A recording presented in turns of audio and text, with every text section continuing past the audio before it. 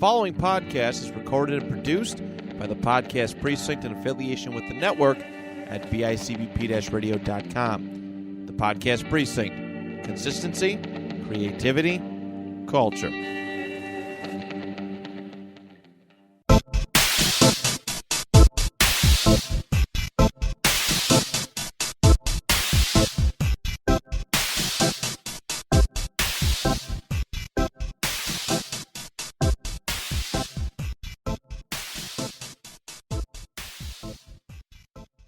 It is draft time, Johnny.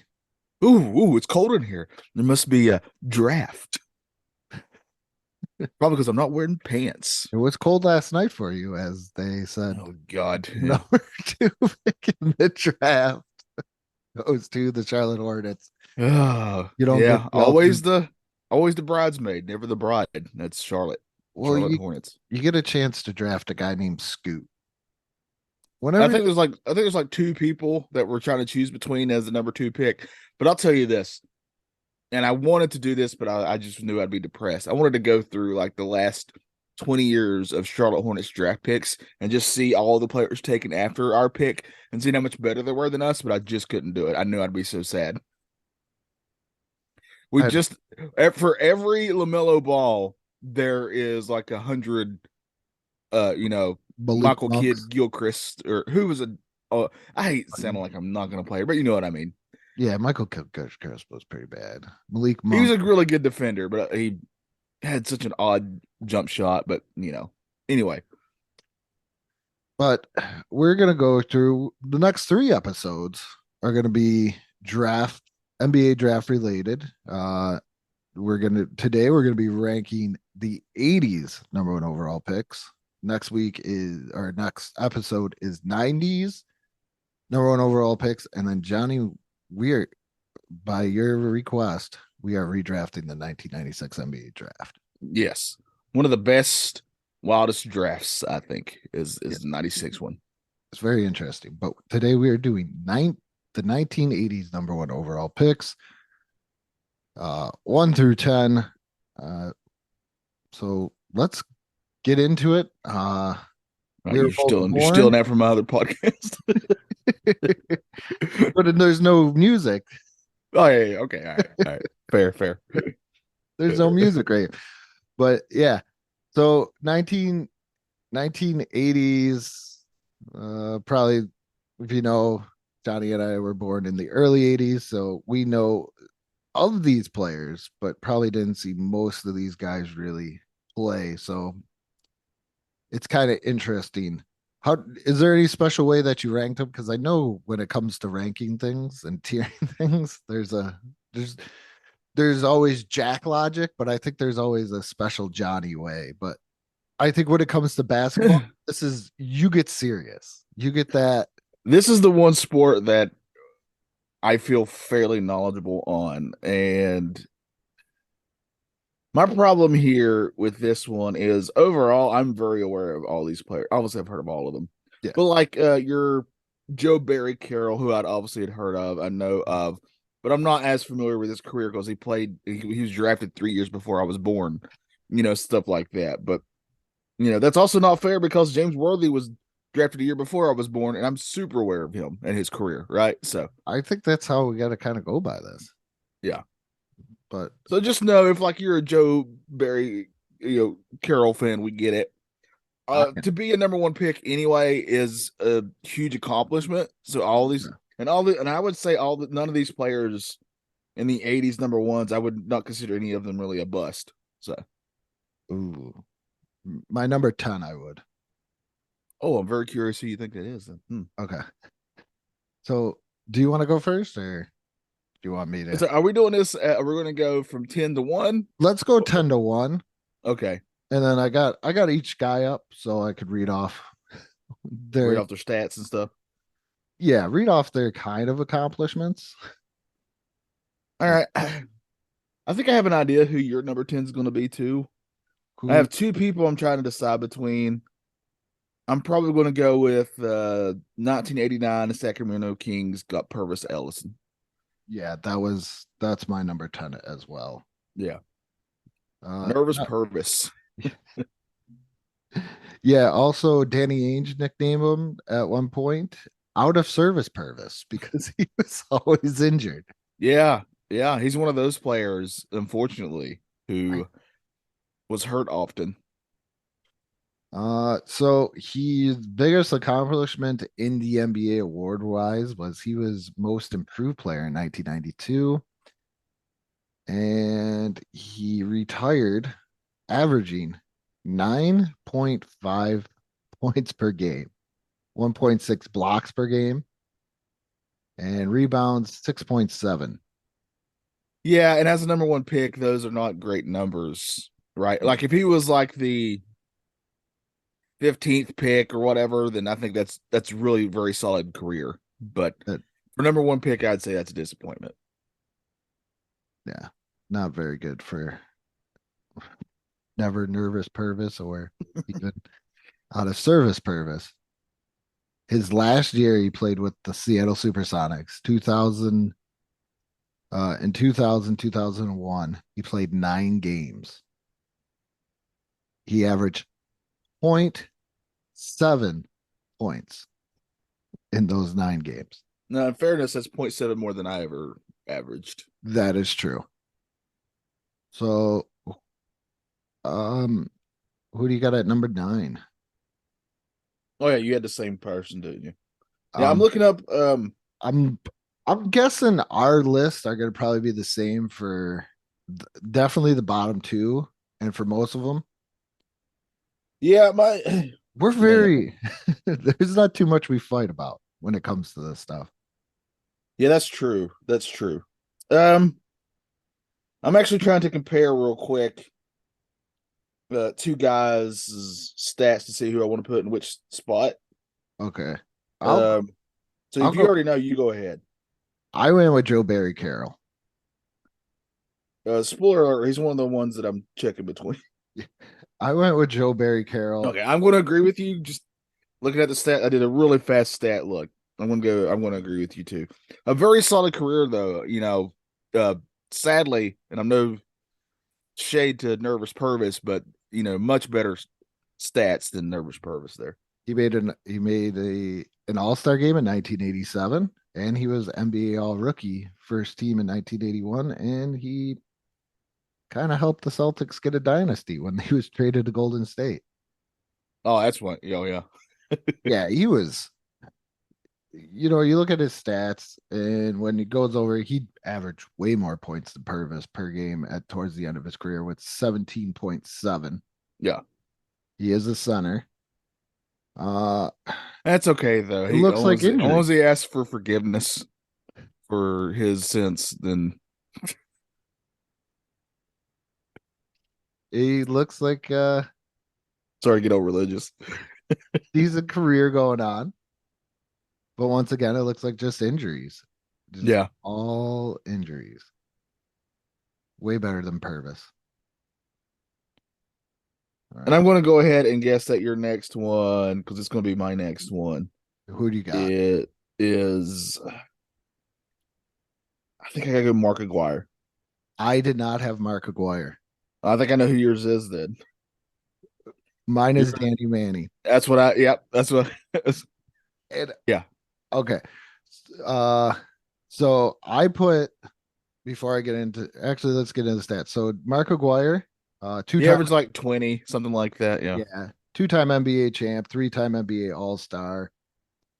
Retired averaging 20 points for his career. Danny Manning, who I had here, two-time All-Star and sixth man of the year, retired averaging 14 points per game.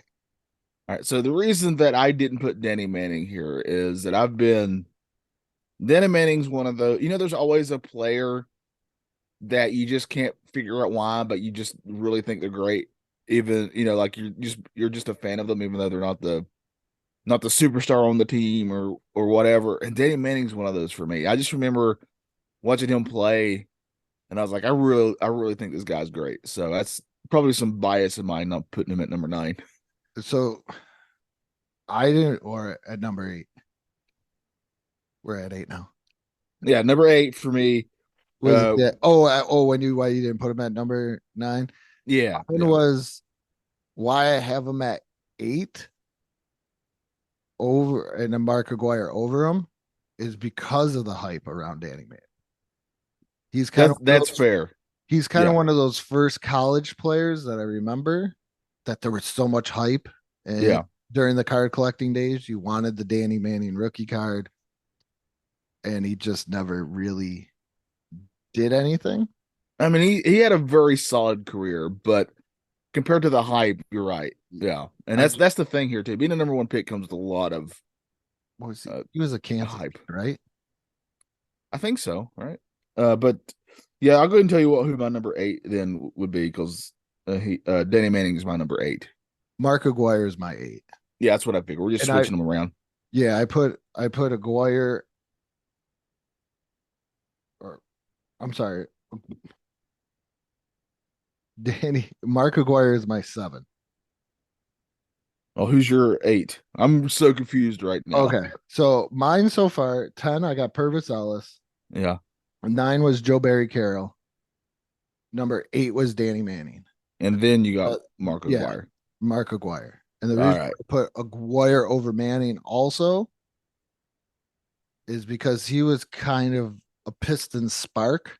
He wasn't the star of the Pistons. Right, yeah, but he was very much important to their success for sure. Yeah.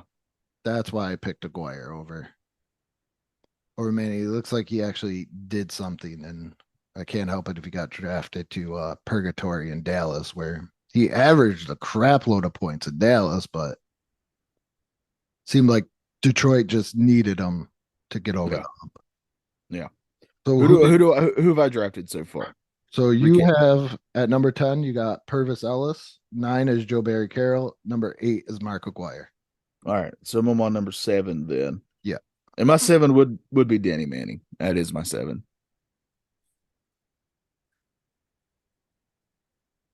Now we are on to number 6. This is, I think, where it gets fun. Because now we're getting into, I think you get into legends, and a little bit more of what ifs. I feel too. Yeah. You're not wrong. Who do you? Okay, I think I know who I'm picking next. Okay, I'm going to go with Daugherty. I think Brad Daugherty here. That's what I got too. An incredibly great player, by the way. Very fun to watch. A highly skilled big man. But I mean, he's probably best known for being a center for the Cleveland Cavs when they weren't known for being super great. The biggest thing this era of Cavs are known for is Michael Jordan hitting a shot over Craig Elo, right? Yeah. So, but yeah, I really did like that team. I liked Brad Daugherty and I liked Mark Price. I thought they were a really good tag team. But yeah, I got to go with him next just because when you see these other names, there's just no way I can feel good about putting them above these other names. That's how I felt too when I'm looking at this. Mr. Daugherty is a 5-time NBA All-Star, 1-time third-team All-NBA, and he made the All-Rookie team. So that's kind of what you want out of your first round, number 1 overall pick. Is you should be making that rookie team. Yes. Retired, unless you're injured or something, but yeah. Retired, averaging 19 points per game, 9.5 rebounds. He was a pretty decent assist machine there, averaging for his career 3.7 assists. Yeah, and that's in that age of center, that's really good. That's quite good. Yeah. It looks like he may have had some injury I remember him having injury problems towards the end. Yeah. But he was a good serviceable center.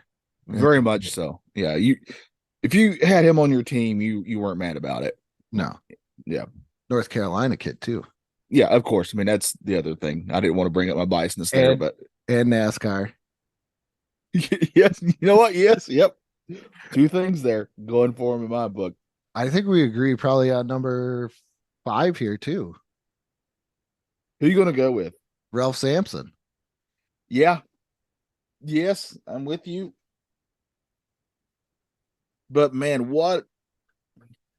to me, he's such a huge what if, right? I mean, Yeah. literally, like, you got he was what 7? It felt like he was 7'4" or something like that. He was The dude listed, was huge. yeah, he was listed at 7'4", Yeah, 228. and was incredibly skilled.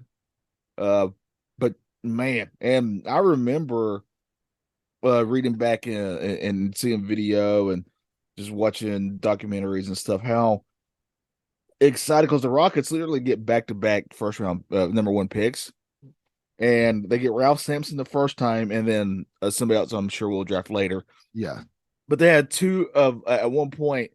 I would not want to face a team that has those two guys in the starting lineup together. That sounds like you're never getting a shot off. No. And they took them all the way over the Lakers, who own the 80s. Yeah. Took them to the NBA Finals. But Just for reference for everybody, Magic Johnson was drafted in 79. Oh, yeah. Just to give everybody an idea. Yeah. He was a 4-time NBA All-Star, All-Star Game MVP, NBA All-NBA second team, Rookie of the Year, and NBA All-Rookie team. But another guy with injuries. Yeah. What could have been? He's one of those sad ones that I think people don't talk about enough. Yeah. He had everything. He had all the skills, all the talent in the world, but his body just gave up on him, basically. It's so sad. Could this have been what Duncan, maybe a better version with him and Olajuwon, a better version of Duncan and Robinson? I think so. I'm a giant Tim Duncan fan. I hold him in incredible high regard, despite my current hatred of the Spurs. I know, but but again, that's my biasness showing. But Duncan was way more of a thinking player, if it makes any sense. Mm-hmm. It always felt like he was out there looking at all the angles and such. He's known for bank shots off the backboard, for crying out loud, right? When it comes to Ralph Sampson, if you go and watch video of him, good God, I would say he was way more athletic than Tim Duncan. And that's, again, Tim Duncan to me is one of the best power forwards of all time. Yeah.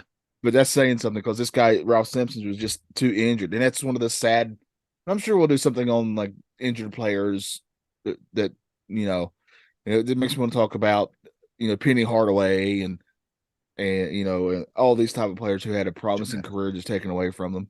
Bo Jackson. Yeah. Yeah. That every time I hear about Bo Jackson. My hero. Number 4 we are on. This one, okay. This is where it does get fun. Yes, very much so. I know who I'm picking, though. Who do you got? I got to go Ewing. Oh my goodness. That's who I had.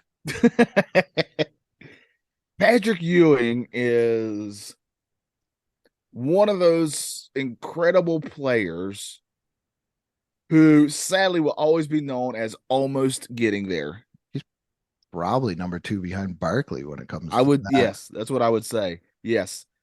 And it's so difficult when we're in that stage of we seem to only want to define greatness by the number of rings you got type of thing. It's sort of the feeling that everybody has. How many rings did you have? It kind of defines your legacy in a way. And while I understand that, I also think it's not fair, considering he's in the era of the Chicago Bulls and the Pistons, right? There's these 2 incredibly tough teams to defeat. And he still had a really good team, and he was obviously the vital part to it.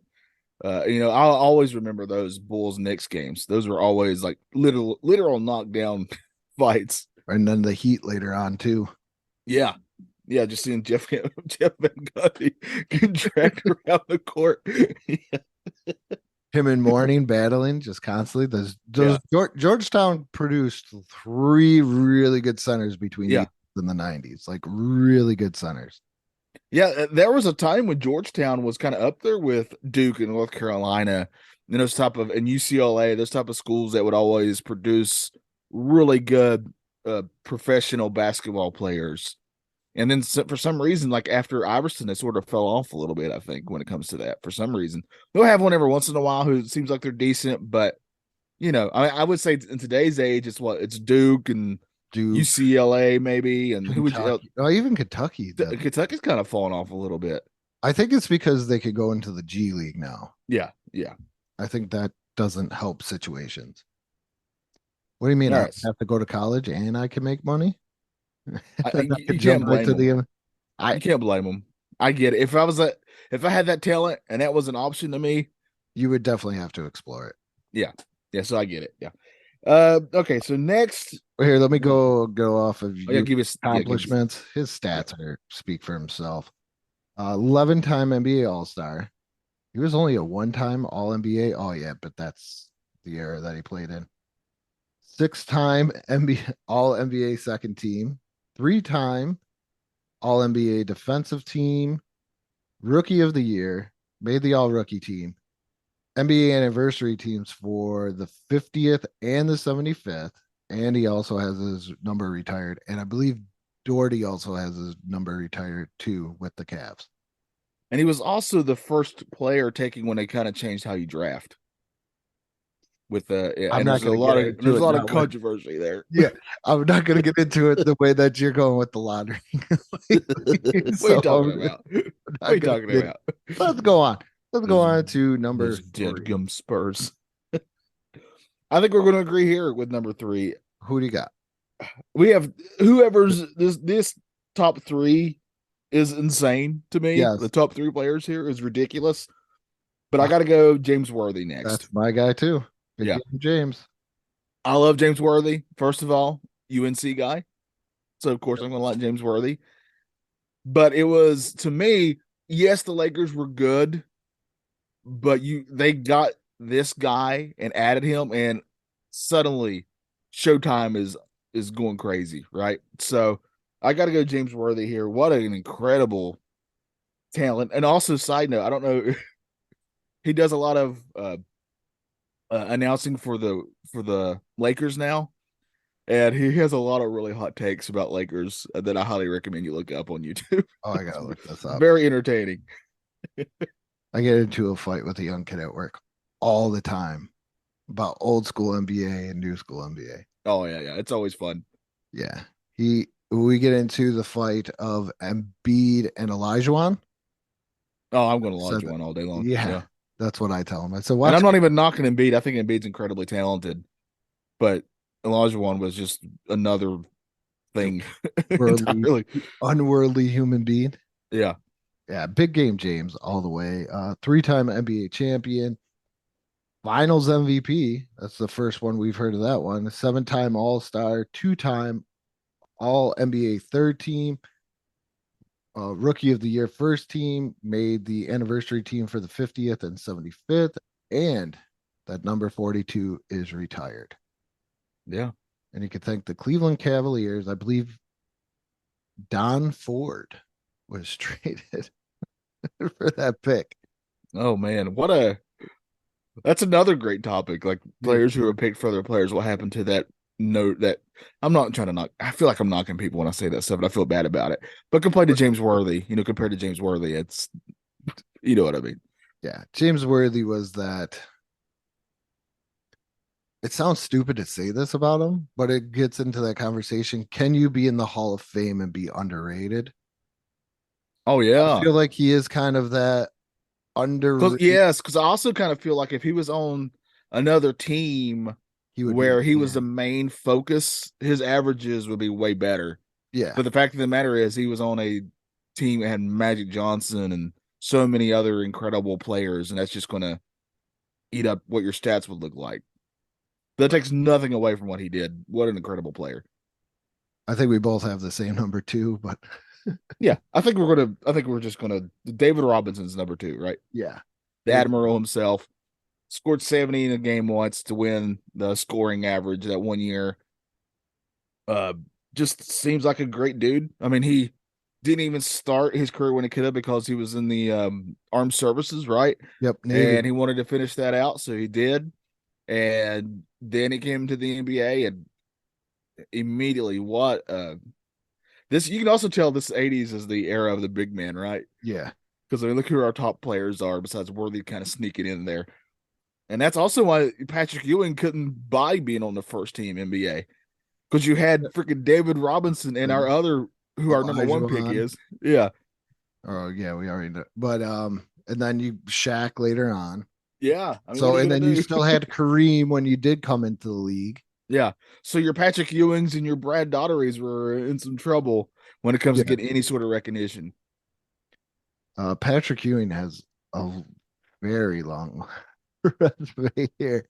2-time NBA champ. You mean David Robinson? Or David Robinson. No, I got you. No worries. Yeah. David Robinson. He's a 2-time NBA champ, most valuable player, 10-time All-Star selection, 4-time All-NBA first team, 2-time All-NBA second team, 4-time All-NBA third team, defensive player of the year, 4-time first team All-Defensive, 4-time All-Defensive second team. I don't know what an IBM award is, but he won it 5 times. Oh, it means you can't control when you gotta go to the bathroom, I think.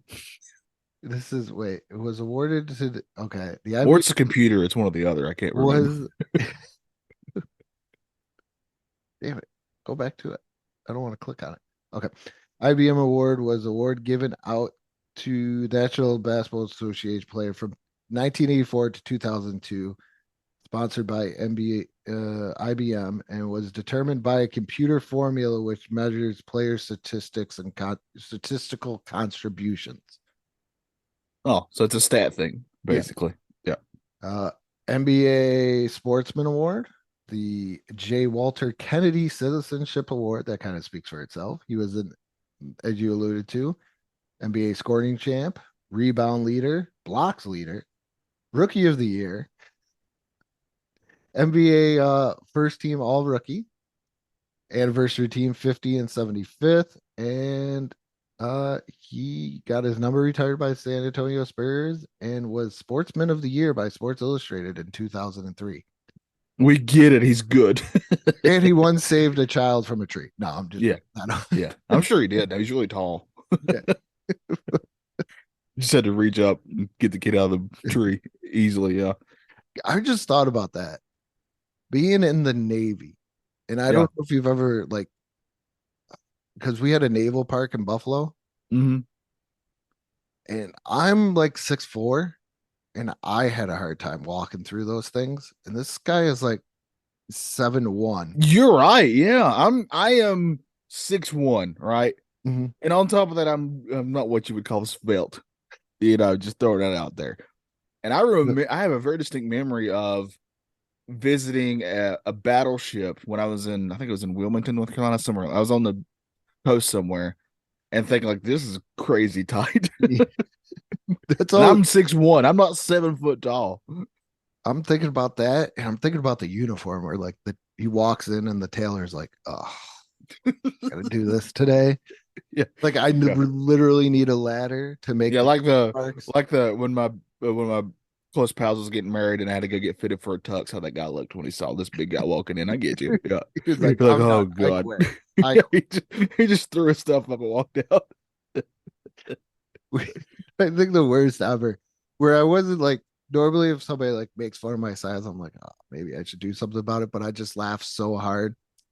Was when I was at work, or my other friend, he was a large guy, and we would go to this Chinese buffet, and the guy that was making fun of us was like, he was my friend and the guy's brother, and he was like, do they just have a picture of you guys over the counter, and and at the bottom it just says the offenders.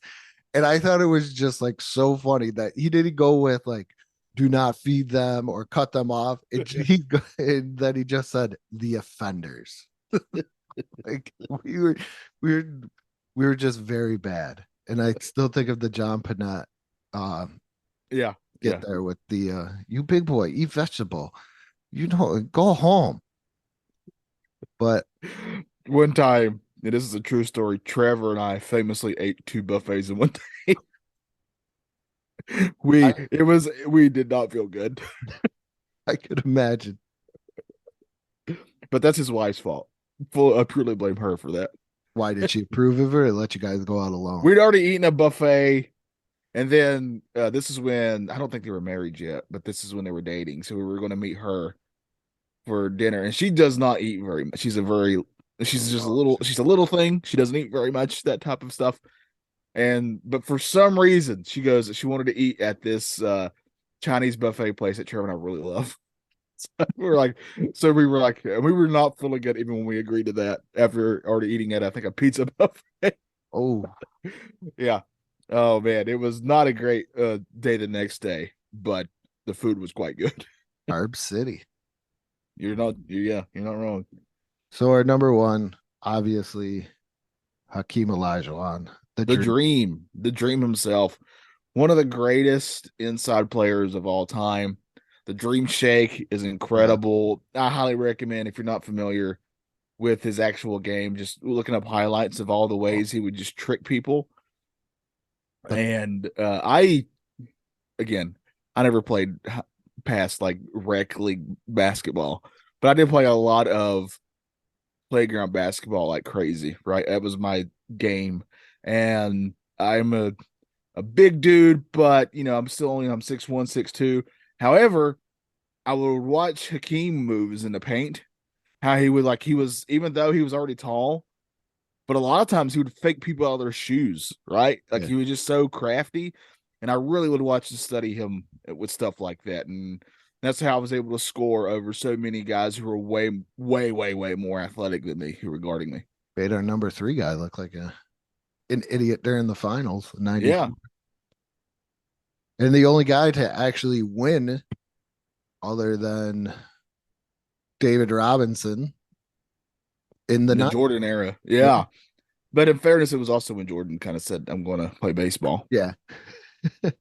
Same thing. But still he retired. Yeah. Funny enough, the Spurs beat the Knicks that year in 99. Yeah. You know who's on those 99 Knicks? I'm just going to turn the knife even more. Larry Johnson. Yeah. Yeah. Yep. Another career, by the way. If his back hadn't started being garbage, what he could have done. He was Zion before Zion. Everybody says, "Oh, look at Zion. We never seen that," and everybody goes, "And you have." He's called Larry Johnson. Yeah, they go, "Oh, well, was he Charles Barkley?" No, he's Larry Johnson. Yeah, Charles Barkley's a whole nother league, in my opinion.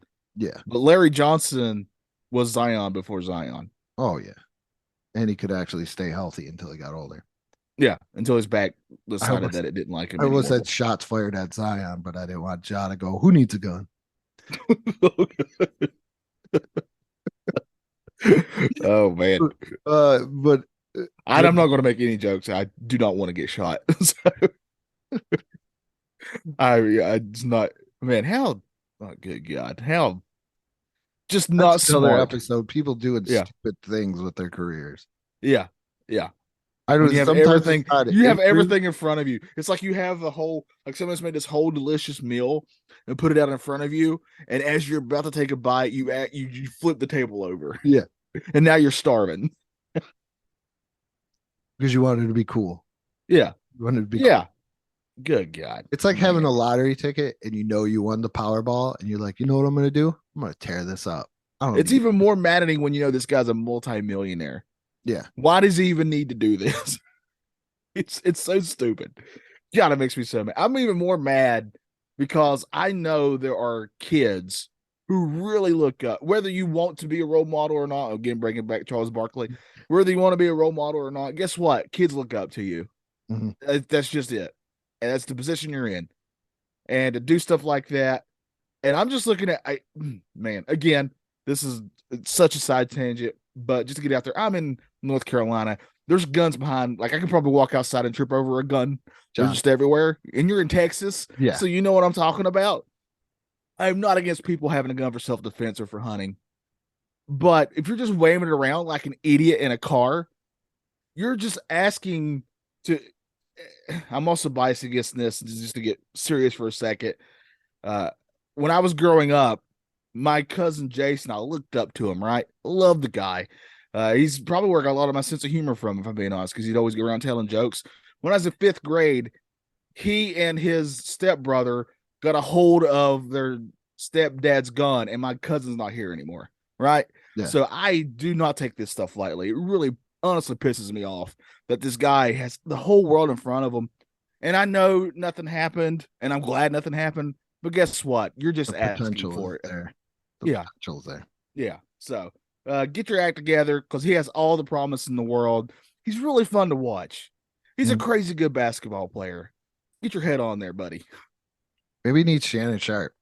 Maybe Shannon Sharp. Yeah, Because Shannon yes. Sharp's gotten on him a couple of times. Yeah. And Shannon Sharp did the dad thing. I don't know if you saw that as we're I did. a little Yeah. off, but he was like, I'm just like disappointed. He's like, I don't even know what to say. And he didn't Yeah. even yell skip. That's how upset he was. I mean, what are you How going to do? down he Yeah. was. He didn't even yell skip. He just did. Where's Matt? I just need that on a loop. Matt Yeah. does the best skip. But looking at the Dreams career here, 2-time NBA champ, 2 times final MVP, an MVP, 12-time All-Star, 6-time first team All-NBA, 3-time All-NBA second team, 3-time All-NBA third team, 2-time defensive player of the year, 5-time all defensive first team, 4-time all defensive second team, NBA all rookie first team. He's got himself an IBM award. Oh, 2-time rebounding leader, 3-time NBA blocks leader, number retired by the Rockets on the 50th and 75th anniversary teams. as he should be. Yeah. And college wise, probably, if not the greatest, one of the greatest college basketball teams never to win a national championship. Oh, it's got to be up there, right? Yeah, That's another group. I always like the Running Rebels, but that's because I'm a Larry Johnson guy. Yeah. So didn't they win? I thought they beat Duke one year. did they? I know they lost once. I don't remember now. Now I gotta look this up. Yeah, please look that up. Be the brand to my Jim Cornette. Every time I listen to that show, I'm like, that's just us, just with more cussing. Me trying to reel Johnny back in Yeah. the actual show.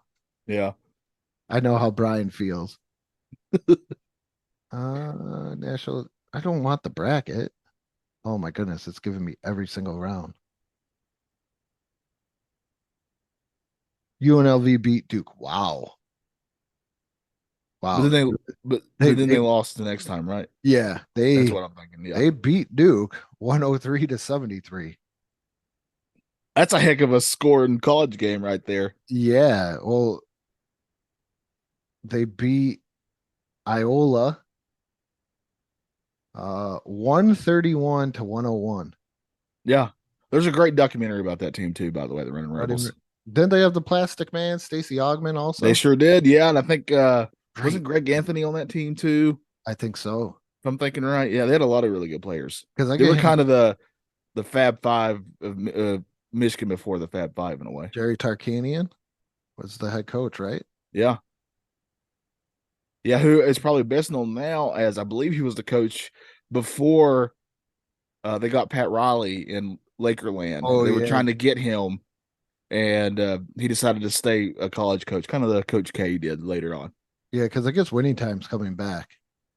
Oh, please. I love Winning Time. So historically accurate. What a great show. Honestly, I do love the show. I like the show too. It's very enjoyable. But, just no going into it. They kind of, it's for entertainment. Watch, you got me to watch the Hulu documentary. Yeah, it's really good. The only thing I don't like about the Hulu documentary is, once again, like I used to type you like every 10 minutes. Please do not hype up Vlade Divac. He was good. You realize you're talking to me. Oh, the person whose team traded Kobe Bryant for Vlade Divac. Well, it sounded good at the time. Actually, even I think at the time was like, everybody knew Kobe was going to be good. Like there was a lot of hype for him too, despite him not being that number one pick. He still had a lot of hype behind him. Oh man, that just really drives me bonkers. Jerry West called it. He said he was the best player in the draft. Yeah. Well, for the longest time, the story here in North Carolina was that Kobe said he wouldn't play for us. And so that's why for the longest time I didn't like Kobe, because he was like being snobbish. Mhm. But the reality was his agent didn't want him to play for us because he knew he could make so much more money in LA. And to be fair, he wasn't wrong. Yeah, but you got to pay so much more taxes. Yeah. That's Yeah. what I think as a free agent. Like if I'm going to go to a big city, even though New York and LA are the two biggest sports markets, and at that point you're like, what do you care? You're making all Yeah. that money. I'm going to Dallas, and it's not only because I live 45 minutes away from it, Yeah. or I'm going to Miami, and it's not because I'm a Dolphins fan, because you don't pay any state income tax in Yeah. either of those states. So when LeBron went to Miami, maybe he just wanted to keep some money. Maybe Yeah. When you're making millions, guess what? You're also paying quite a bit in taxes. Yeah. Yeah. But that is the end. Like I said, next episode we are doing the 90s, where I think that's going to be a lot more fun in a way, because these are players that we saw their whole entire career. And in this list for the 80s, we basically agreed on all of it for the most part. I think the 90s we might have some. Yeah, I'm very much looking forward to the 90s one. Yeah. So stay tuned for that. We appreciate all you who are giving us a try, listening, watching, whatever you're doing. Thank you. It's very cool of you. Give us a like, give us a follow on our social medias. Yeah. And with that being said, like the Hornets do every year, say better luck next year. We fumbled the bag.